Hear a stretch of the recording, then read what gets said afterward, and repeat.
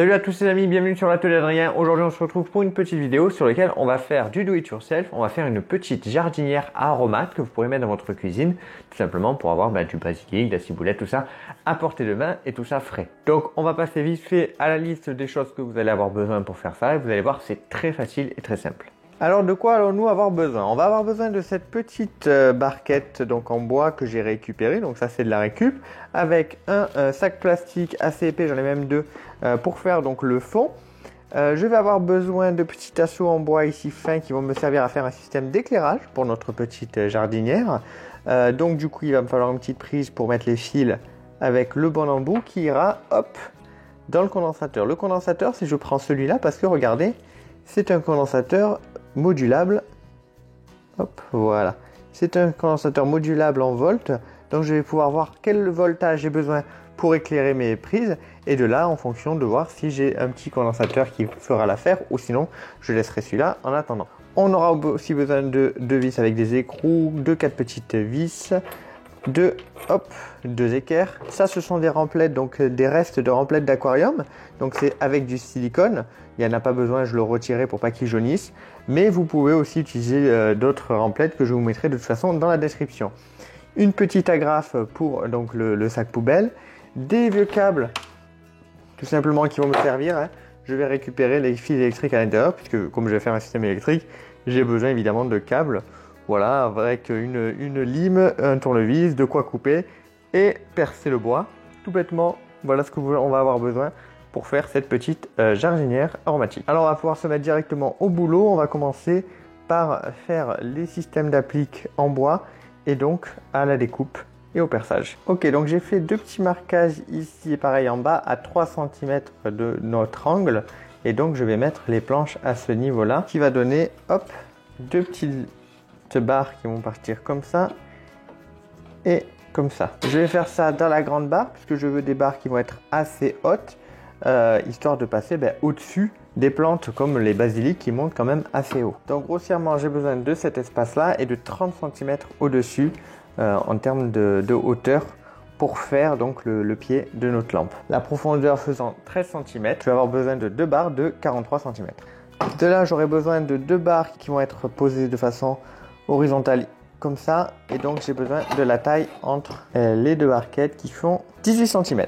Voilà, on se retrouve avec la découpe de fait. Maintenant on va pouvoir passer au pré-perçage. En termes de pré-perçage, il y a juste les grandes qui vont être pré-percées en fait, puisque je vais donc les fixer ici. Je vais faire donc un trou là qui va passer à travers et je vais mettre une petite vis comme ça avec boulon.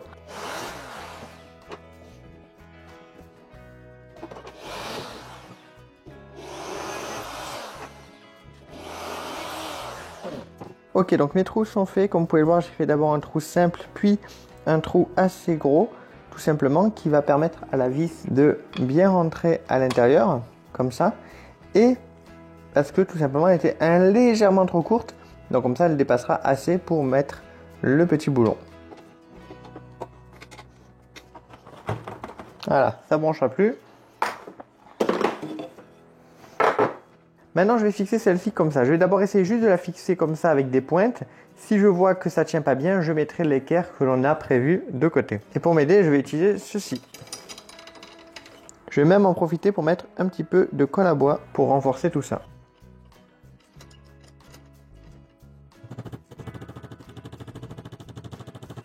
Voilà, les petits supports pour les remplettes sont faits. On va donc commencer à faire leur installation et on va devoir faire un petit trou juste dans l'angle, voilà, un petit trou avec la perceuse pour faire passer les fils, sans évidemment toucher la petite pointe que l'on a mis.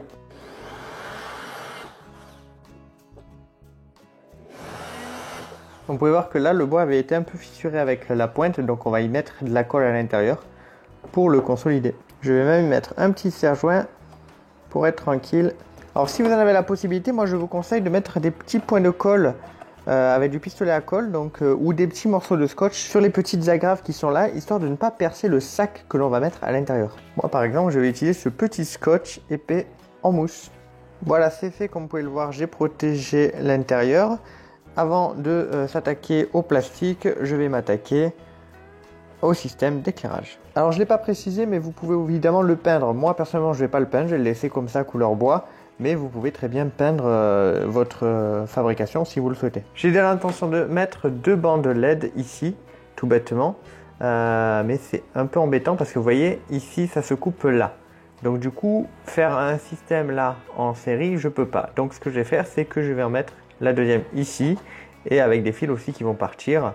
Donc comme ça on aura donc 2 bandes LED mais non connectées entre elles. Ok, alors pour les rampes LED, comme je vous l'ai dit, ce sont les rampes avec fait pour Aquario avec donc le silicone et j'en ai fait mon retour sur une vidéo que vous avez peut-être vue.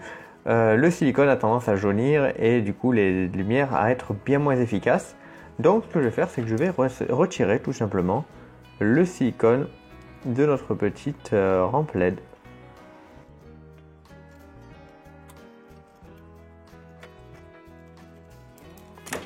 Voilà, pas plus compliqué que ça. Donc comme je vous l'ai dit, je prends un vieux câble que j'utilise plus et je vais récupérer le plus et le moins. Alors changement de plan, finalement au lieu d'utiliser ces câbles pour les rentrer dans le trou et mettre d'autres câbles qui vont rentrer dans le trou, ce que je vais faire c'est que je vais retourner la bande. Je vais y brancher ici donc le câble noir que je viens de faire et en fait je vais utiliser cela que je vais replier comme ça et que je vais souder à la deuxième bande, tout bêtement. Pourquoi faire ça? Tout simplement pour pas avoir 4 câbles qui sortent par derrière et que je vais devoir faire ensuite un micmac pour avoir un seul câble qui descend. Alors pour faire ceci, j'aurai évidemment besoin d'un fer à souder que je vais mettre à chauffer et je vais pouvoir coller une des bandes. Ok, donc les premières bandes sont collées et avant de coller les deuxièmes, je vais faire passer le câble ici et les souder avec elles. Alors évidemment, si vous ne savez pas l'habitude de faire de la soudure, gardez vos gants. Moi, je vais les retirer parce que je suis plus précis sans et je commence à avoir l'habitude quand même de faire de la soudure.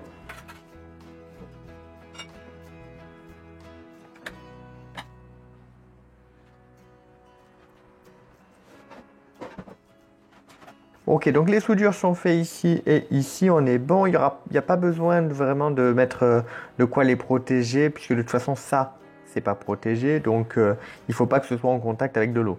C'est pas le cas, hein. On va pas arroser en haut, on va arroser évidemment dans le pot directement. Et donc on va pouvoir s'occuper du câblage à l'arrière de notre petite jardinière. Donc voilà comment ça se présente à l'arrière. On a nos 2 câbles que l'on va faire donc suivre ici.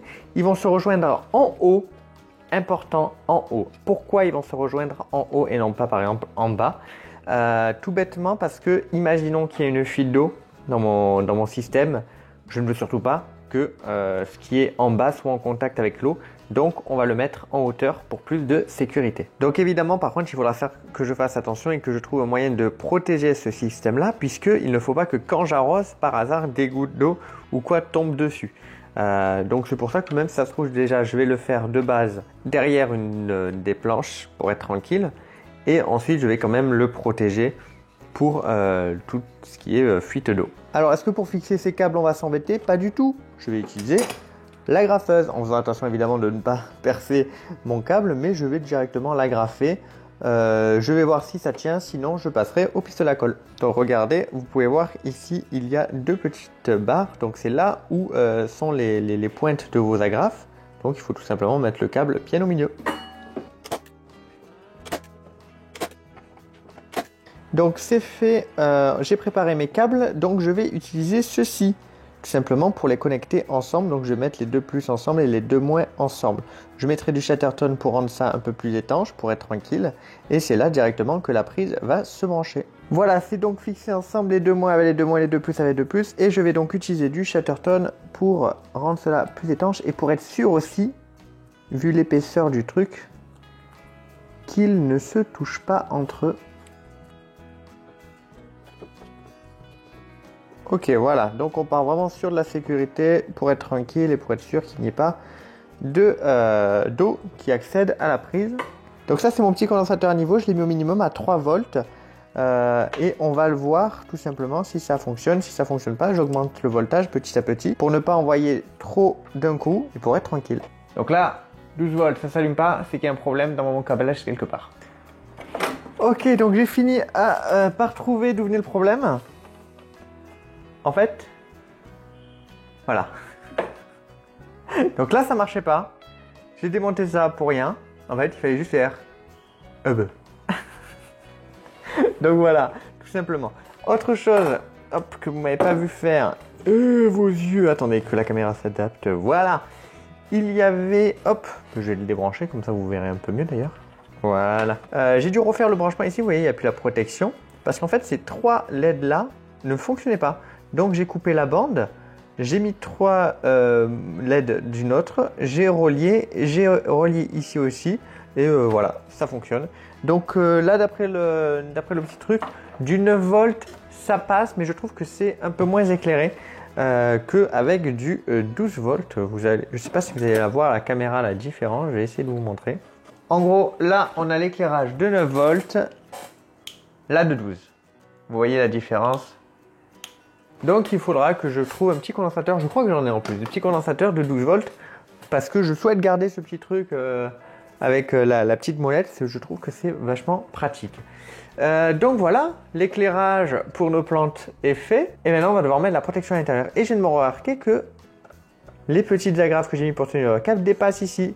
Donc on va mettre aussi une petite bande d'adhésif avec la mousse. Mais bon, je sais pas ce que vous en pensez, mais là le plan de travail c'est un peu le bazar. Donc pour commencer à jouer avec le plastique et tout, je vais faire un petit rangement d'abord. C'est d'ailleurs l'astuce quand vous travaillez, toujours nettoyer régulièrement votre plan de travail, parce que sinon vous n'avez plus envie de travailler, tout simplement. Donc même quand vous êtes dans un chantier, régulièrement vous passez le balai, régulièrement vous re-rangez le matériel à leurs endroits respectifs pour être tranquille. Ok, on est bon. Donc je vais utiliser ce sac noir poubelle pour pouvoir tout simplement faire la protection à l'intérieur. Malheureusement, le sac plié est trop petit. J'aurais bien aimé, il aurait été une bonne couche. Mais c'est trop petit, donc on va devoir l'ouvrir. Ok, donc c'est mis. Et ce que je vais faire, avant de l'agrafer, il faut que je découpe. Et pour être sûr de découper dans une taille plutôt correcte, je vais utiliser du double face.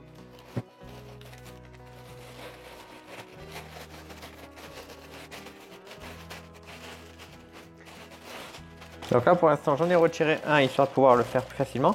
Et vous savez, je réfléchis fortement au fait de ne pas l'agrafer finalement. Juste de le coller comme ça avec du double face, ça devrait suffire en fait. Après il y aura le poids de la terre et il ne devrait pas se barrer. Hein. Parce que je me dis qu'en fait agrafer ça va percer. Et puis en plus de ça, ça serait percer le plastique, ce qui serait vraiment peut-être pas une très bonne idée.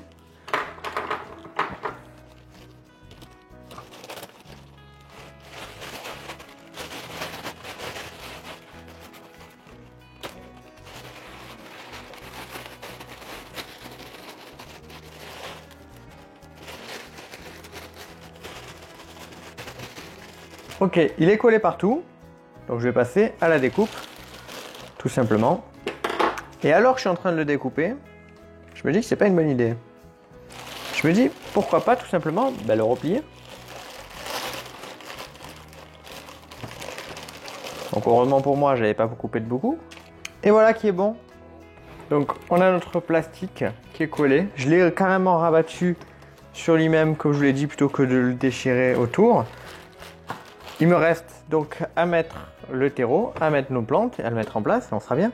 Alors évidemment, pour ceux qui pourraient se le demander, c'est sûr que niveau écologiquement parlant, le fait d'avoir des rampes LED pour éclairer ces plantes, c'est pas le mieux. Ok, on est d'accord. Mais évidemment, c'est pas un truc que vous allez laisser allumer constamment. C'est plus pour les périodes où il n'y a pas de soleil, tout simplement. Même l'hiver, en fait, vous mettez vos plantes proches de la fenêtre et ça suffit largement. Mais quand il y a des moments où il y a vraiment pas de lumière, très peu de soleil pendant plusieurs jours, tout ça, ça peut être vraiment pratique d'avoir ces petits néons pour éclairer tout simplement vos plantes, pour leur donner vie. Ok, alors on se retrouve avec du basilic, du persil et de la ciboulette que l'on va planter là-dedans avec un peu de terreau tout simplement. Et aussi, dans le fond, je vais y mettre des billes d'argile. Hop, j'ai des billes d'argile de côté, voilà, pour garder une certaine humidité et pour pas que les racines soient à même le plastique et surtout à même l'eau s'il y a de l'eau à l'intérieur. Donc niveau terreau, pour faire ce genre de truc, vous pouvez tout faire. Hein. Terreau universel, terreau spécial plante verte. Je crois qu'il y a du terreau spécial pour aromates aussi. Moi là c'est du terreau de plante verte. Le petit blanc que vous voyez, c'est parce qu'il y a un petit mélange de sable, puisque c'était du terreau sur lequel j'avais mis le sable pour protéger les petits moucherons. Donc là, le pied de basilic, c'est un tout petit pied, c'est pas grand chose que j'ai pris, pas un gros basilic, mais il fera très bien l'affaire. Par contre, le persil, lui, c'est un gros pied, parce que le persil, je l'utilise souvent, et puis parce qu'ils n'avaient pas de petits pieds de toute façon. Donc comme ça, c'était réglé. Donc là, en fait, on casse le fait que les racines tournent en rond, pour qu'elle puisse se répandre dans la jardinière. Ouais, donc voilà, hein, 3 aromates là-dedans, c'est vraiment le maximum. Waouh! Ah oui, alors celle-là, elle a vraiment les racines qui... Elle en pouvait plus de son pot là. Hein. Alors vraiment des aromates, ça se rempote. Donc on verra tout simplement si elles prennent trop de place là-dedans, qu'elles en peuvent plus. On fera un truc plus grand et là-dedans on mettra 2 petites d'aromates, tout bêtement.